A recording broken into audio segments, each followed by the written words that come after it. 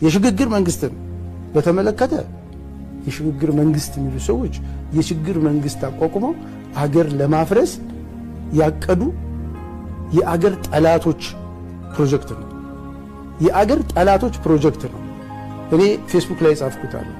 እነዚህ የሽግግር መንግስት እናቋቁም ያሉት ሰዎች እስኪ ልብ ካላቸው የሽግግር መንግስት እንደተቋቋመ አስዩም አድርገው እስኪ ማንን ጠቅላይ ሚኒስትር ማንን መከላከያ አድርገው እንዳለ ሻዶ ካቢኔ ሰርተው ያሳዩ። ገና የሽግግር መንግስት ተቋቋመ ሲባል እርስ በርሳቸው በስክሪፕቶ ተወጋግተው የሚገዳደሉ ናቸው። ጥይት መተኮስ ሊያቀጣቸው እንኳን አገር ሊመሩ አይደለም ቤተሰብ መምራት የማይችሉ ድኩማን ስብስብ ይሄንን የሽግግር መንግስት ብለው እንደ አጀንዳ የሚያደርጉት